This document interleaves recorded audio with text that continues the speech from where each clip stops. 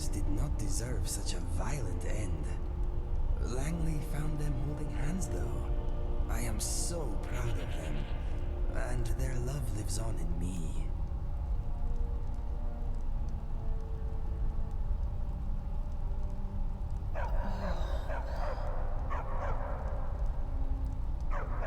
It feels... I wonder what our next adventure will be. Something exciting, I hope. Something exciting is going on right now, Inigo. Being home. Though, I can't help but to shake the feeling that even this place here is... I wish my brother could have met you. You would have liked each other. Is not as secure as I hope it will be.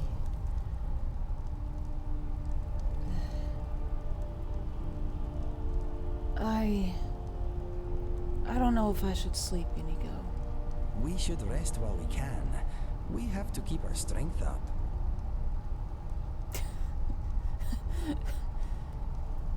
Well, if you say so. But first... Greetings. I'm in need of a story. How did you and Mr. Dragonfly meet? That is quite a lengthy tale. Are you sure you want to hear it? Yes, Inigo. I am positively certain. But pat me on the head if I nod off, because I don't want to sleep. It happened not long after I got my scars. I stopped off in Windhelm on my way to Riften. I arrived weary, bloody, and fragrant. All I wanted was a hot meal and a room for the night, but it was not to be. As soon as I entered the city, I felt the weight of distrustful eyes upon me. I was too tired to care. I made my way to Candlehearth Hall and tried to purchase a room. I was told in no uncertain terms that I was not welcome, and that I should seek shelter elsewhere. While I was explaining that I had gold and would cause no trouble, I noticed 3 brawny men watching me with interest. I turned from the innkeep and faced the men. "You fellows see something strange?" I asked. "No, friend," replied the nearest. "We see a man who needs a bed and a bath, but we fear you won't find them here. If you have coin, maybe we can help you."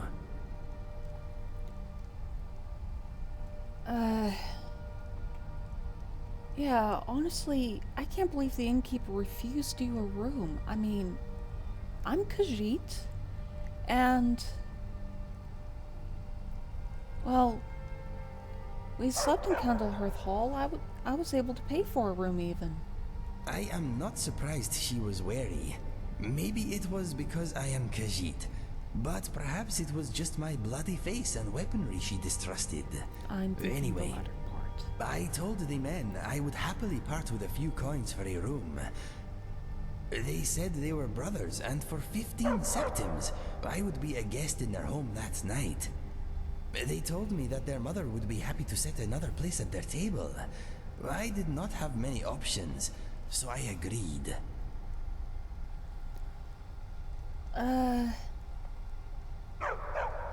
Yeah, the way this is going, I see that as a bad move, but continue. The men took me to a deserted alleyway and motioned for me to stop. The youngest brother turned to me and said, "Before we continue, we must have your word that you will keep what we are about to show you to yourself." "No problem," I replied. He nodded, then felt along the stone wall, paused, then knocked 4 times. There was a grinding noise, and a large section slid back to reveal a torchlit passageway. "Who are you people?" I asked as we entered the gap in the wall. "Do not be alarmed," said the eldest brother. "Hot food and a warm bed are waiting up ahead." We pressed on, and the entrance closed behind us. What was that passage like? It was relatively warm. Water dripped from the stony ceiling, and I could smell magic in the air. We soon came to a heavy wooden door. The youngest brother stepped forward and again knocked 4 times. I heard a key turn on the other side. A grunt, the door opened, and I was face to face with the oldest woman I have ever seen. "We have a guest, dear mother," said the eldest brother. "Well, come in then. Table set. Go wash your hands. You weren't followed, were you?" "No, no," he replied, pushing past her. "Come in, friend. You're safe, and soon you'll be fed." I stepped inside. I was in a huge stone room full of all manner of useless junk and trinkets.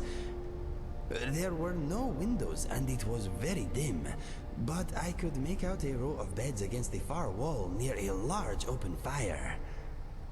The old woman looked up at me. "Got money?" She held out a gnarled hand. "Of course," I said, handing it over. "Thank you for letting me rest here. What is your name?" "Everyone just calls me Mother," she said. "You can do the same if you like. Makes no difference to me." She motioned for me to sit at a long table where the other men were already eating greedily. I sat and tucked in. There was soup and roast beef and vegetables, and I ate until I thought I was going to rupture. When we were done, I was taken to a corner sectioned off by hanging furs. Inside, there was a steaming bath. I sank into it, felt my poor muscles relax, and shut my eyes. I drifted off.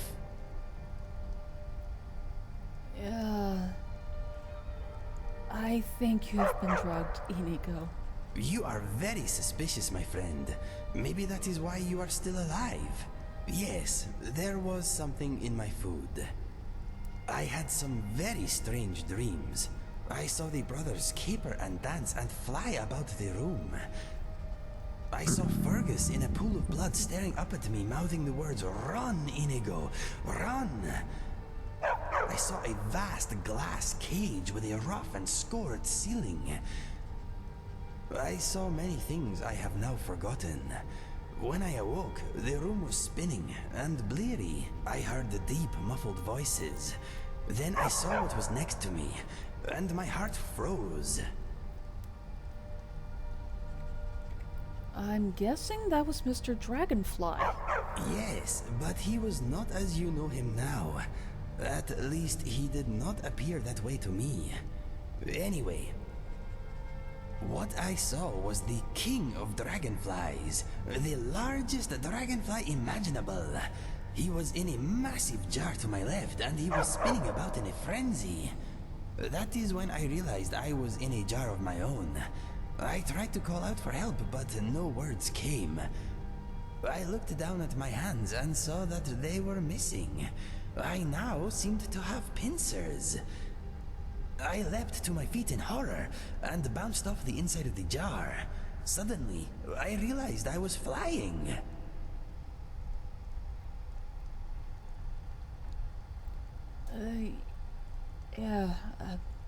Sorry.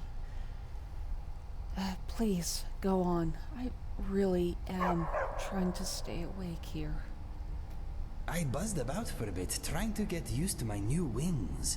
After a while, I had things under control. I realized that the handsome dragonfly in the jar next to mine was not so large after all. I had been made small, like him. I also saw that we were not alone. A number of other jars were in a row to my left, each holding an insect. There were butterflies and glow bugs, and moths too. My vision was blurred by the jar, but I could still make out 4 enormous figures at the far end of the now seemingly cavernous room. One of them pointed in my direction and laughed. The sound was booming and very scary. The individual approached, and I saw it was Mother. I heard a noise from my right, looked over, and saw that my dragonfly neighbor had fallen down dead with fright. Actually, clever. I thought he was a dead dragonfly. I was quite flustered, as you can imagine. Mother came right up to my jar and tapped an enormous grubby finger against the glass. Her toothless grin filled my view. She then picked up the dragonfly's jar, shook it, scowled, and slammed it back down. She grabbed another jar, this time from my left, removed the lid and plucked out the moth inside. It feebly flapped between her fingers. She held it up to my jar, then forced the poor creature into her mouth. I heard the body crunch between her gums. That is when I heard a voice inside my head. What did it sound like? It was well spoken and calm. It was the voice of a scholar giving a lesson to a dim child. It said, "Pay attention. Go still and she will not eat you." Mother swallowed the moth and picked up my jar again. I let myself go limp and lay motionless. I seemed to be missing my eyelids, so I was forced to watch as she first uncapped my jar, then reached inside. Her gigantic hand paused before it reached me, then withdrew. "Stay still," said the voice in my head. It was hard, but I managed. Mother held my jar up and studied me. She shook me, then studied me again. "Passed out," she said with a voice like an avalanche. "Scared him senseless." She put my jar down and turned away. "You'll have to get me more. I need to eat tonight." Another huge figure came into view. It was the eldest brother. "Mother," he said, "why do you have to frighten them so?" "Because they taste better squirming and fearful. You know that." Her son sighed, woke his brothers, and left. Yeah. Exciting, Inigo. Please, go on. Mother turned and made for her bed. That is when I heard the dragonfly yell in my head. "Your jar! Hit the wall of your jar!" Mother had placed me on the shelf with the base of my jar hanging over the edge. I leapt towards the glass, flapping my wings as fast as I could. I bounced back, then hit it again and again. My jar toppled off the shelf and smashed on the stone floor. "Yes," cried the dragonfly. "Lay still. She's coming back." So there I lay, surrounded by shattered glass, as Mother approached us a second time. I thought she was going to step on me, but instead she cursed and knelt down. I heard her joints creak. "I'll have to get you a new jar. Or I could just eat you now. Not tasty, but tempting." I wanted to flap my wings. I wanted to fly and hide, but I did not. She picked me up. Her grimy face filled my view. She smiled and licked her lips. She opened her mouth.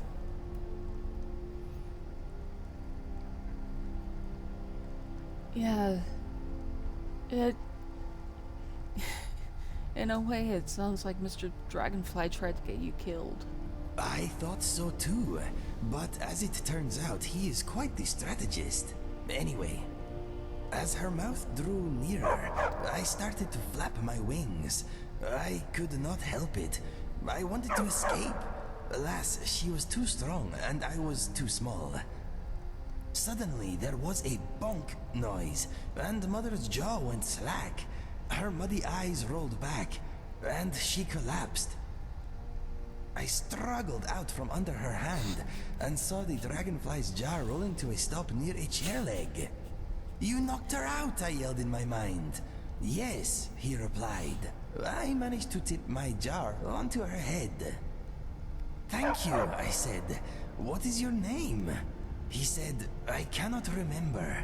I have been a dragonfly too long, but there is hope for you." He directed me to a nearby alchemy table and told me to nibble a bit of this and that. He had the antidote memorized. I followed his instructions and soon I felt the worst pins and needles I have ever endured. I passed out, and when I awoke, I was me again.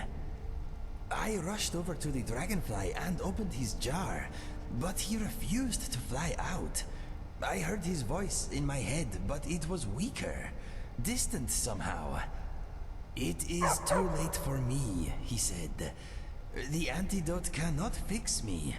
I am more dragonfly than man now.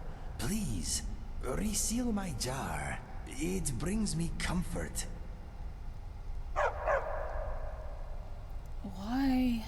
Why was there an antidote? Mr. Dragonfly later told me that he had seen Mother turn her sons into insects as punishment for not doing chores and so on. She was scary. Anyway, I did as I was asked, then placed him on a chair while I retrieved my clothes. I then went to the long table where I had eaten. "The soup," said the insect I would later come to think of as Mr. Dragonfly. I turned and smiled at him. We were having the same idea. I carried the soup pot to where Mother lay, opened her mouth, and splashed some inside. "It will take time. Free the others and leave," said Mr. Dragonfly. "Why can I only hear you inside my head?" I asked. He told me that the other insects had been there far longer than him, and they had forgotten how to communicate with words long ago. I listened closely to a nearby butterfly. I could hear a faint weeping inside my head, nothing more.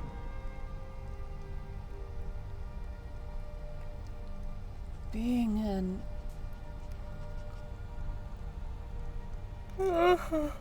Sorry.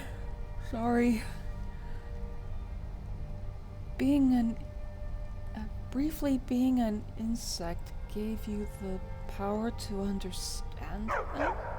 Not just bugs, other animals too. Usually I do not hear very much that is understandable, but sometimes I get lucky.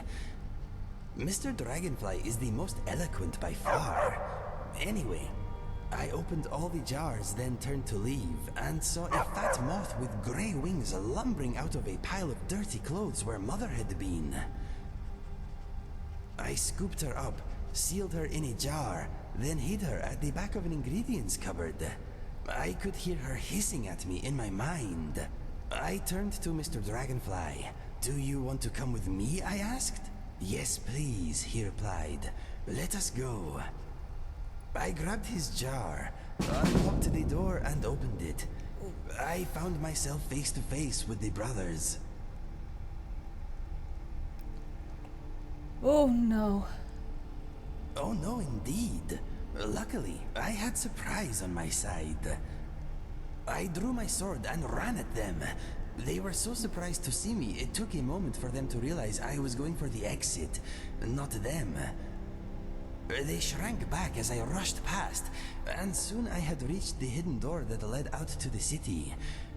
I pulled a rusty wall chain, and the opening appeared. But before I could get outside, the eldest brother jumped on my back and tore open my scars. I shook him off, making sure not to drop Mr. Dragonfly, then stumbled out into Windhelm. I lost my footing and went to the ground. "Roll," cried Mr. Dragonfly inside my mind. I did, and a mace came down, smashing a flagstone next to my head. The brothers had followed me outside. They each had a weapon, and it was clear they wanted me dead.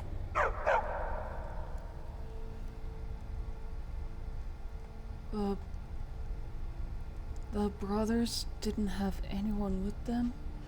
Also... Again, I'm sorry for nodding off. My body feels like it's shutting down, but I'm willing to hear the rest of the story. No, they had been unsuccessful in their search for another victim. I regained my feet and brandished my sword at them.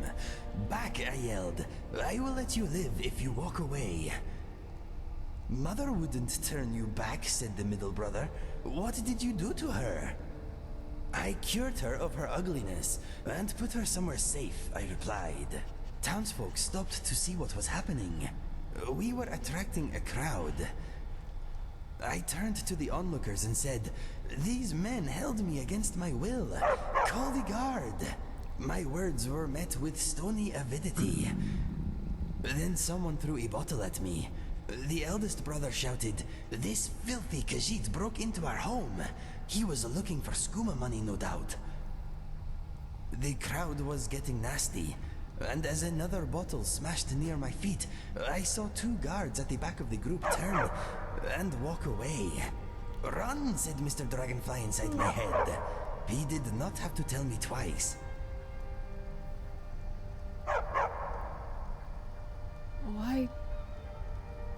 Why didn't you stand and fight? You're awesome in battle. I was tired and weak. Also, I did not want to harm the townsfolk. They were misled. They were stupid, not evil. The youngest brother took a swipe at me with his sword. I leapt back, overturned the cart of cabbages, and fled. I sped past the graveyard into the marketplace and glanced behind me. I had lost most of the crowd, but the brothers were still on my tail. I rushed through the main gate, out onto the bridge.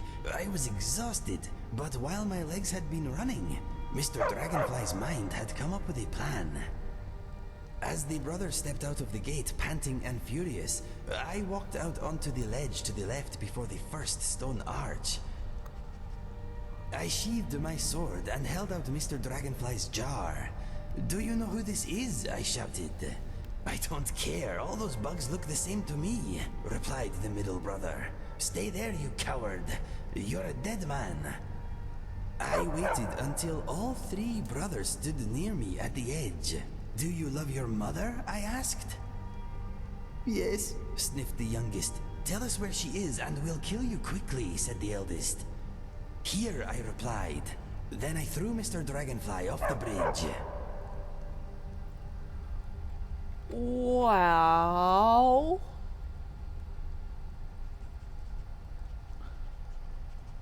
Brave man, that Mr. Dragonfly. Yes, I am very proud of him.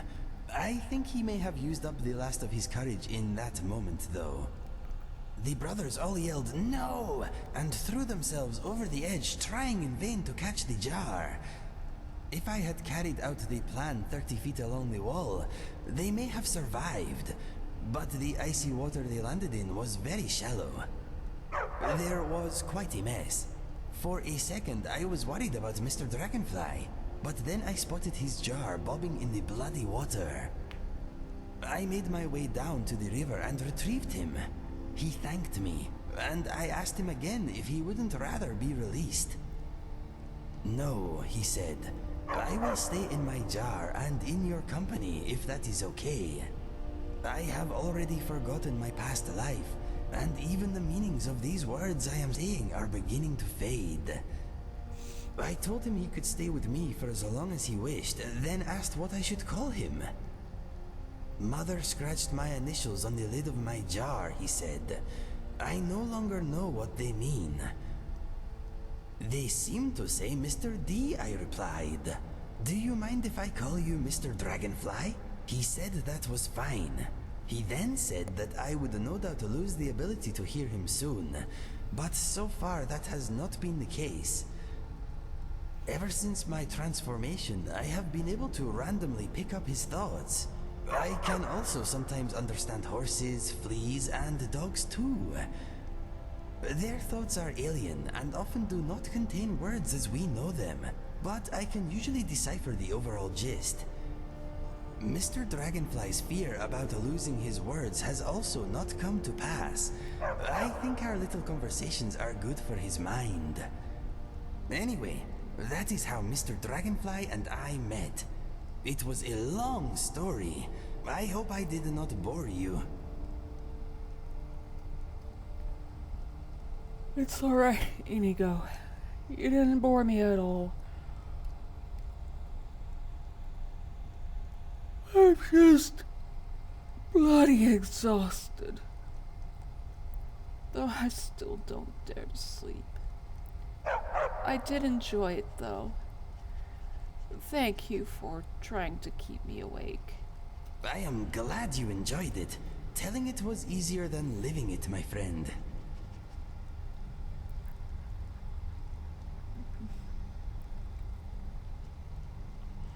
Anyways, how are you doing now that we're home? I am okay. How is everything with you? Actually, it's right now a little bit in between. Oh, not so well. I'm just doing tired. I am sorry to hear that. What is wrong, my friend?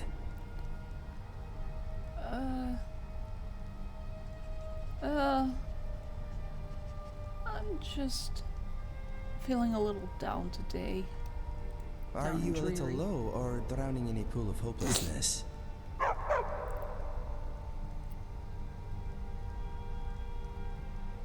It's just I don't feel like doing anything, not even sleeping. I hate that feeling. Everything is too much trouble and your brain feels like it is stuck in the mud or something.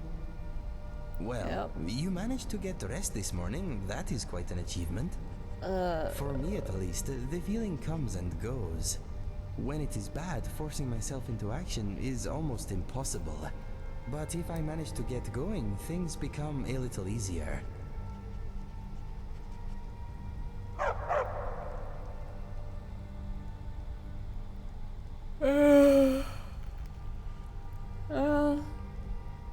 Distractions do sometimes help, I agree. Yes, I find that too. If my attention span is not also suffering. You know, I can be pretty distracting.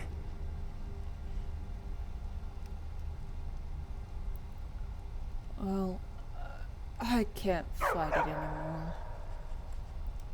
Thank you, Inigo. Let's call it a day. Goodbye for now. I have to. At least I got some cooking done. A delicious sweet roll down the hatch.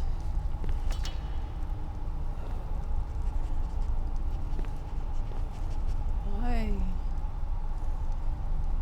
does it feel like the room is spinning?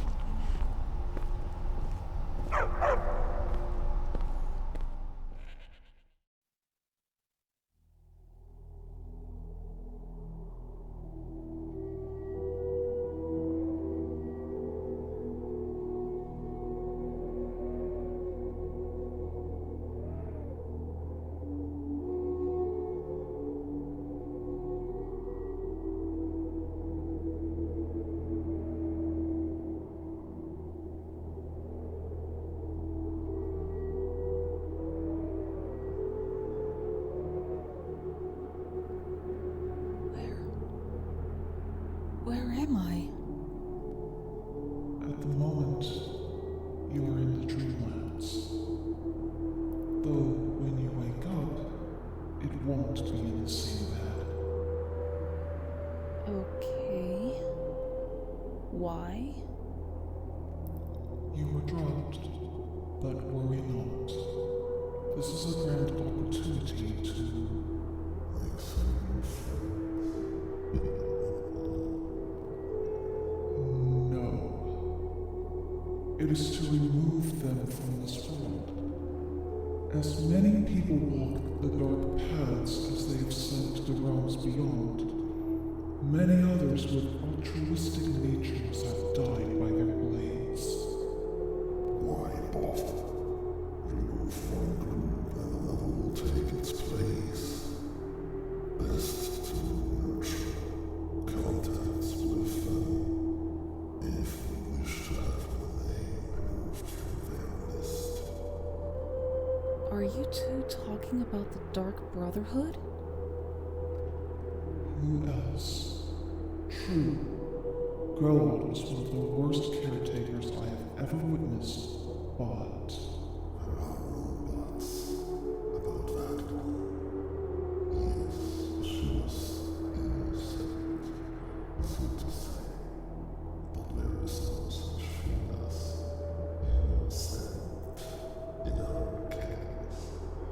Besides, she also lost understanding.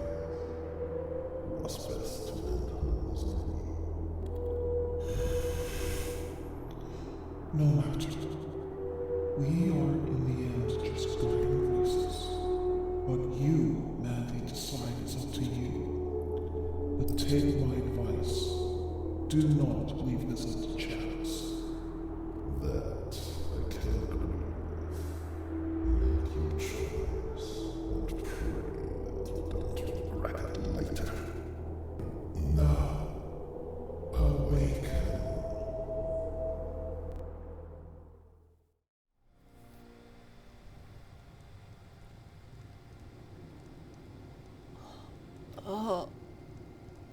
Oh, my head. Wait, what the hell? Where am I? Sleep well. Who the heck are you? Does it matter? You're warm, dry, and still very much alive. That's more than can be said for old Grelod.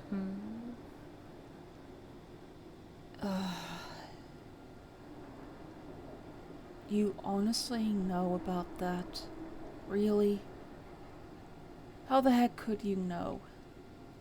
Half of Skyrim knows. Old hag gets butchered in her own orphanage. Oh. Things like that tend to get around. Oh, but don't misunderstand. I'm not criticizing. It was a good kill. Old Crone had it coming. And you saved a group of urchins to boot. Just that. But there is a slight... problem. I do not like where this is going one bit. You see, that little Erectino boy was looking for the Dark Brotherhood. For me, and my associates. Grelod the Kind was, by all rights, a Dark Brotherhood contract. A kill that you stole. A kill you must repay. You want me to murder someone else? Fine, who? Well now, funny you should ask. If you turn around, you'll notice my guests. I've collected them from... well, that's not really important. The here and now. That's what matters. You see, there's a contract out on one of them, and that person can't leave this room alive. But, which one? Go on. See if you can figure it out. Make your choice. Make your kill. I just want to observe and admire.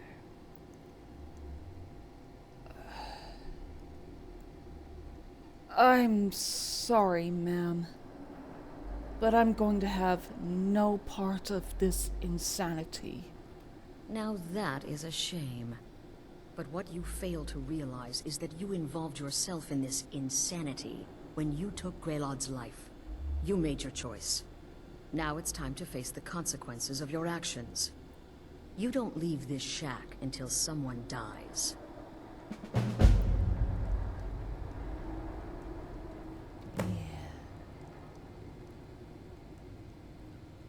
Since I'm not going to be leaving, and since there is a bed,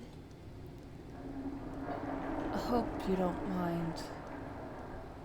Yes, even with the blood lingering here. I'm going to pass out. When I wake up, I'll let you know what my decision is.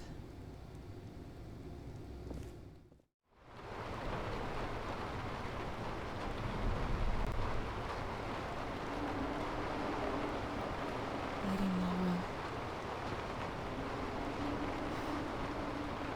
I'm so sorry. I know what you and the other one said, but I'm not sure if I can go through either one.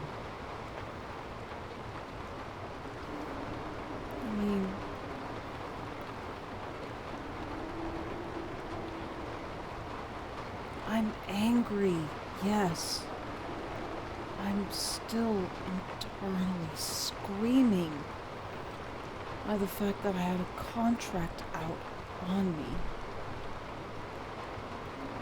Yet, now I'm placed in a situation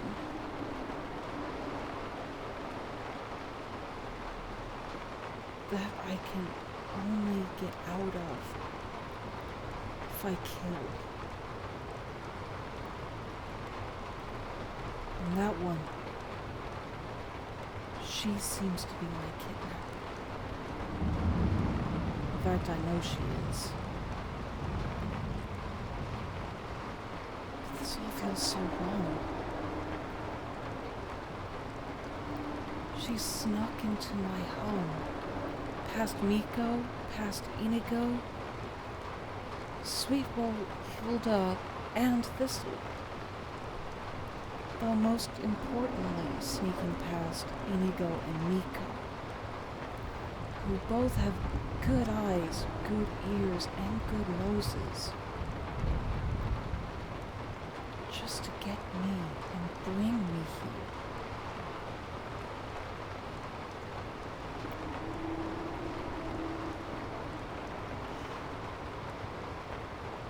That tells me that she is in a class of her own. I don't know if I can kill her, or if I try, I think I'm gonna end up bleeding. I will be the one dead in this room. She says that there is only one in here with a contract. She alludes to one of those three having a contract. But I know for a fact I have a contract on my head.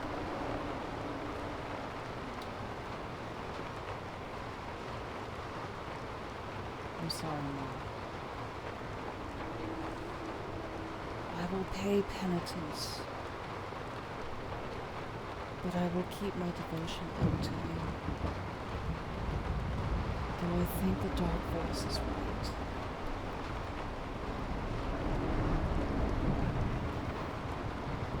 If this is what I think it is, an initiation, I could very well end up with this brotherhood wrapped around my finger. They will know that I will have some standards. I don't sneak. I can't sneak.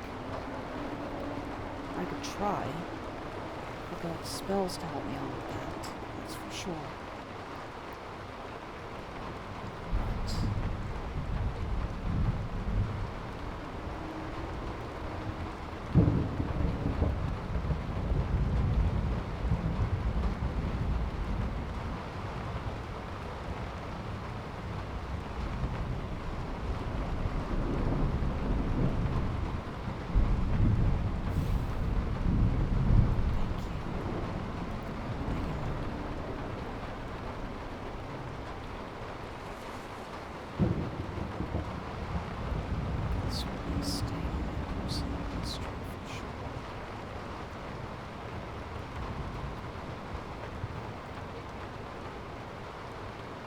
first, before I make my choice, I have to know who they are.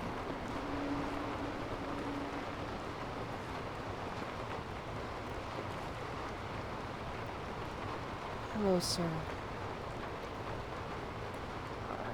I can hear you talking out there. Please let me go. I've done nothing to you. May I ask who you are? My name is Full-Time. I'm a soldier. Well, mercenary, really. You know, a sellsword. I've lived in Skyrim all my life. That's all. I'm a nobody, really. So, can't you just let me go? A sellsword. Perhaps you have made enemies, hurt the wrong people. Could someone pay to have you killed? What? Oh, God. I don't want to die. It's all right. Calm down. You can tell me. As much as I hate to say it, we've all done bad things. Okay, well, I guess it's possible. I've been selling my sword arm for years now. Killed a lot of people. Could be someone wanted revenge. But you're not going to kill me, right? You lose yourself in the heat of battle? What kind of warrior are you? You're supposed to be level-headed. What did I do? Please, whatever it is, I'm sorry.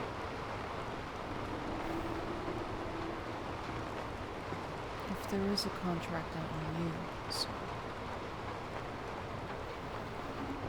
then I'm afraid if I don't do it, somebody else will. However, how about you, ma'am? Get these things off of me! I wonder who you are. None of your damn business who I am. If you're going to kill me, just do it already. Esmara is my witness. If I didn't have this hood on right now, I would spit right in your face. Okay, I don't need to talk to you any Have further. time for this nonsense. Pardon my I've choice got a of home to language, keep and but children to feed. Now, let's be out of here. you definitely fit the very definition of a bitch.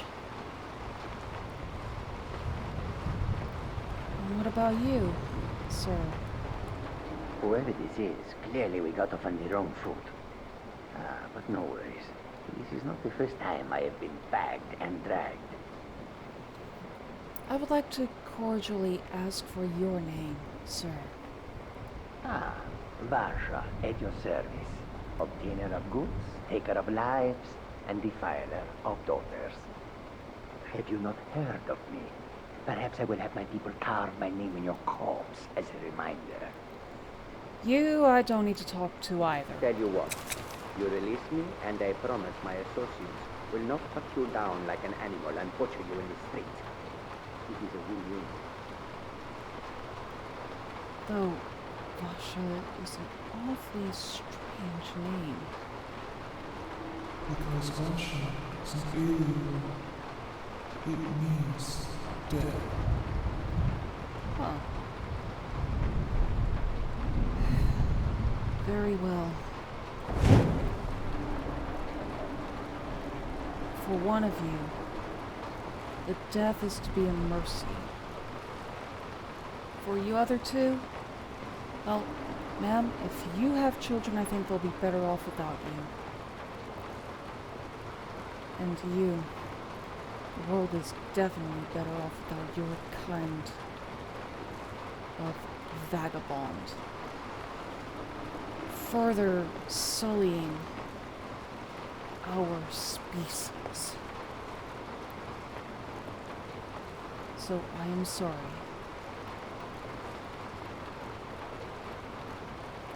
From a burning soul, no demon will save you.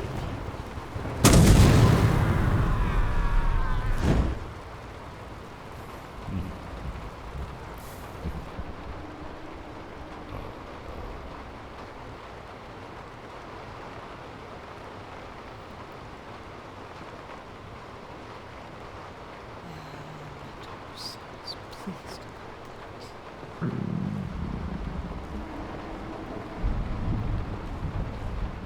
Well, ma'am? Well, well, aren't we the overachiever? 3 possibilities, 3 victims. Must have been one of them, right? So why take chances? So, who was it? Which one of them had the contract? Oh, no, no, no. Don't you understand? Guilt, innocence, right, wrong, irrelevant. What matters is I ordered you to kill someone, and you obeyed. Are we done here now? May I please go? Of course. And you've repaid your debt in full. Here's the key to the shack. But why stop here? I say we take our relationship to the next level. I would like to officially extend to you an invitation to join my family, the Dark Brotherhood. In the southwest reaches of Skyrim, in the Pine Forest, you'll find the entrance to our sanctuary. It's just beneath the road, hidden from view. When questioned by the Black Door, answer with the correct passphrase, "Silence, my brother." Then you're in, and your new life begins. I'll see you at home.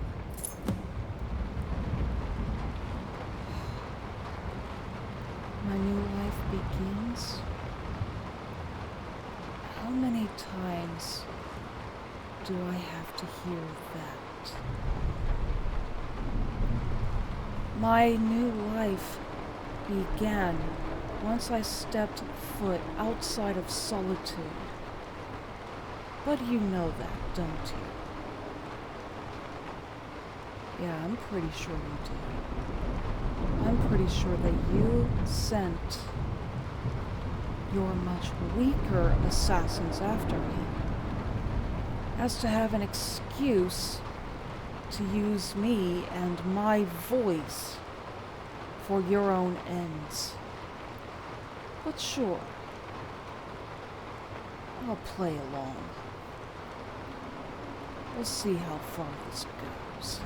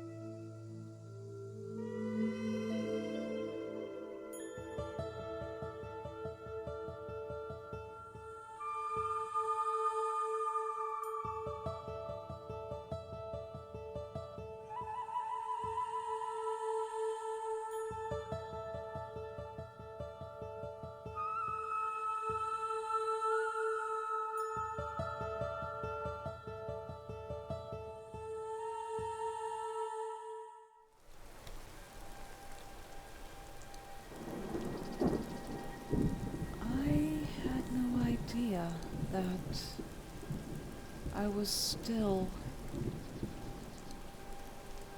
in the Northall region. This is actually awfully convenient. No wonder they took me out of Mirwatch. Probably know this place like the back of their hands. However, I am not going to traipse across all of this water. Instead, what I'm going to do is I'm going to call my horse and make my way home. Though I guess I could do with stopping by Morfar to pick up a few things. Also, I had no idea that these kinds of mushrooms were growing here. Interesting.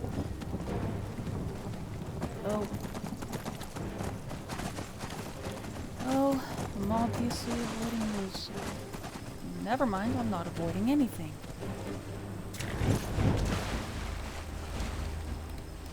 Okay. I guess we should take care of this. Whatever the heck it is.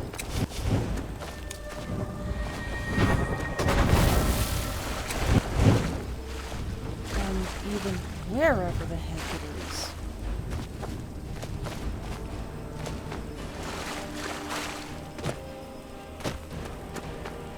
Okay, where is that insect? Oh, there it is! Oh, whoa, whoa, whoa, whoa, whoa, whoa. Nope.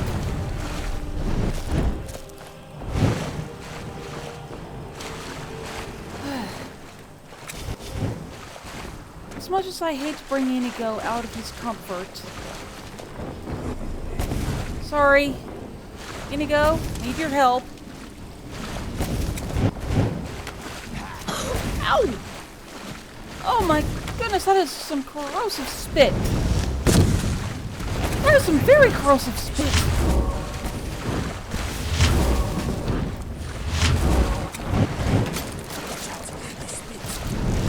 Yeah, I noticed, Inigo. And sorry, Everything about you is just wrong.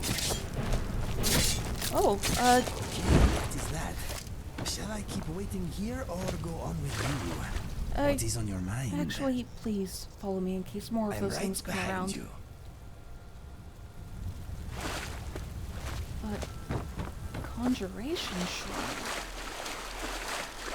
Sure. I hope it's not going to be like that destruction shrine. Anyways,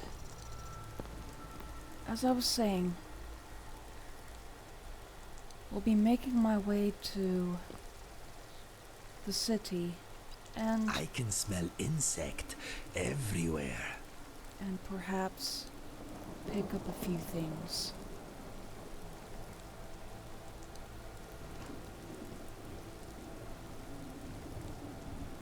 Well, fortunately, this shrine didn't bust me into the air.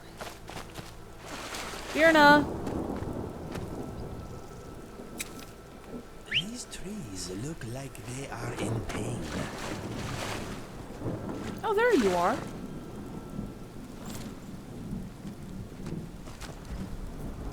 Alright, so how close are we? We just need to turn a little bit this way, I think. A little more this way, actually. Yep, I see those cairn stones.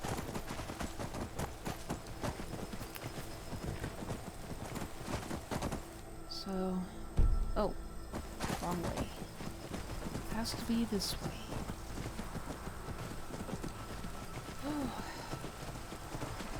And well, maybe I could check the inn there, see if they have any fresh Idar cheese wheels for sale.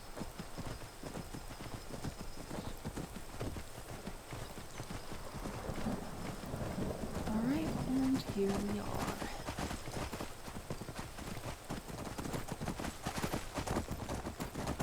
Leaving Birna right here for the moment.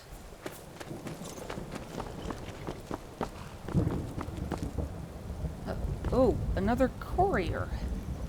I've been looking for you. Got something I'm supposed to deliver. Your hands only. Let's see here. There's a new lady in charge of the orphanage in Riften. She asked me to hand out these notices to everyone I met. Looks like that's it. Got to go. Really? A new lady in charge of the orphanage? So they found a replacement for Gralod. What does it say? Oh, and apparently I got this letter too. Now, well, we'll read that later. Consider adoption. Wanted, a good home. In these days of war and strife, the orphans of Skyrim are the true victims. Many have no one left to turn to, and face a life of hard labor, poverty, and misery. If you could provide a stable home for one of these innocent children, please consider adoption. Whether you choose to adopt from us or to take in someone closer to home, you can make a difference in a child's life. For more information, inquire with Constance Michelle, Honor Hall Orphanage, Riften. Aww. So it really was a good thing that we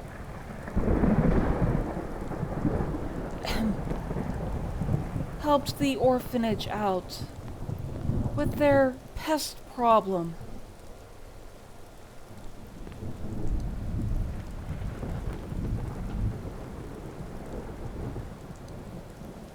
I gotta say, I'm starting to think that maybe joining the, well, rat exterminators was a good idea after all.